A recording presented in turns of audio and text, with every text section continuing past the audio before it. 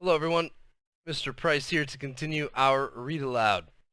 As you know, we're reading Because of Mr. Terupt by Rob Boyer, and when we last read, Jeffrey took the step of reaching out to his parents who, if you recall, had been depressed since Michael, Jeffrey's brother, had died. And Jeffrey went into his mom's room and told her that it wasn't her fault, and the same with his dad. And what I thought was particularly notable is that the dad also said to Jeffrey, "It's not your fault either," and that's pretty powerful when you think about his past.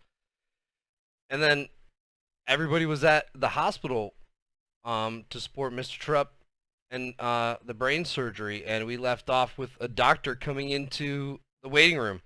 So let's continue from there. Jessica, Act 11, Scene 2.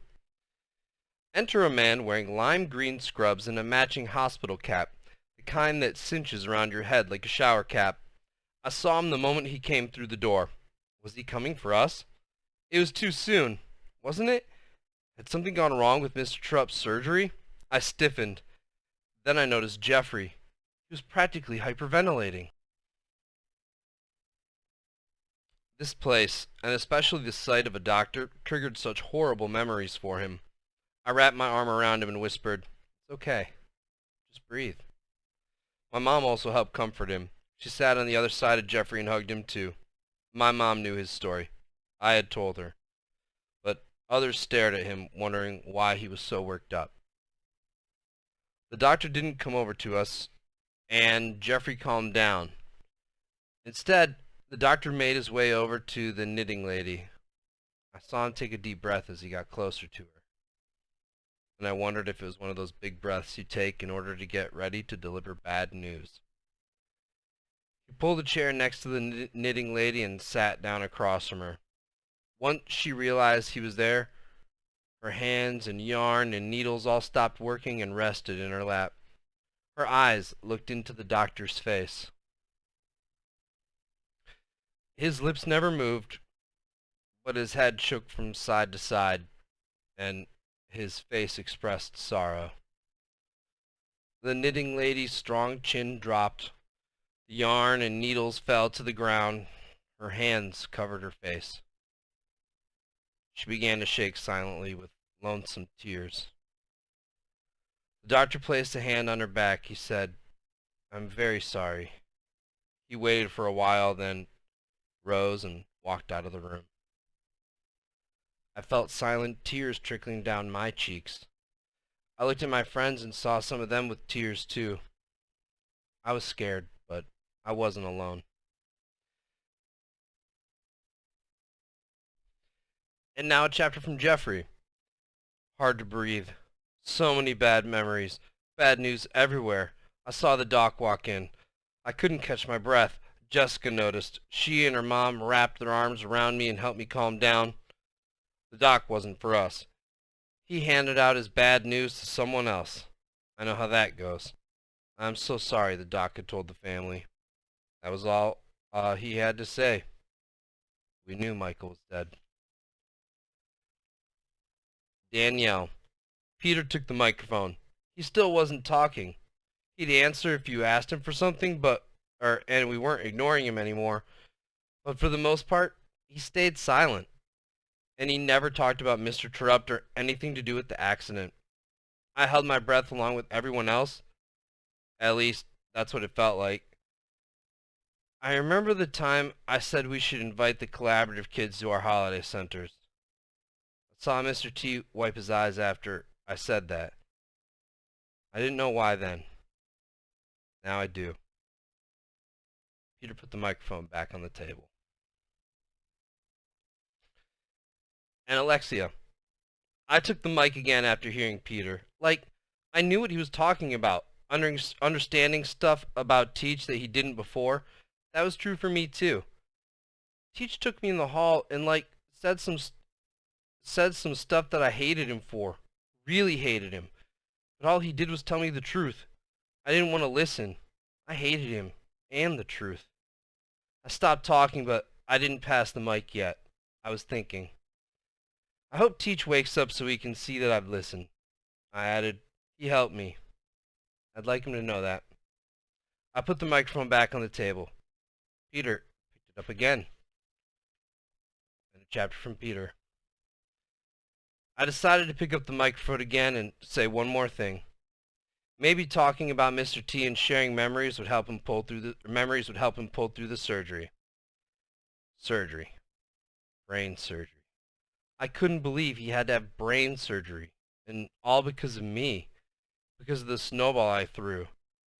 My thoughts always came back to this. I remember the time I flung that frisbee. Mr. T said a few things to me, but that was it. I remember the puddle on the floor. He said a few things, but that was it. Nothing bad ever happens, I thought. I chucked that snowball. No matter what any of you say, it's my fault. It always will be. I stopped talking so that I could fight back my tears, but I didn't put down the microphone. I wasn't done yet. I'm sorry, I said, as I looked around at everyone. I'm sorry you're here because of me. I let the microphone roll back onto the table. No one had time to respond because another doctor walked in, and this time, he was our man. And that's where we're going to stop again.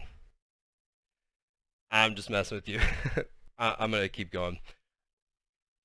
And now we have a chapter from Jessica. Act 11, Scene 3. The door to the waiting room pushed open and another doctor walked in. Same lime green scrubs and matching cap. This doctor also wore a mask tied around his face.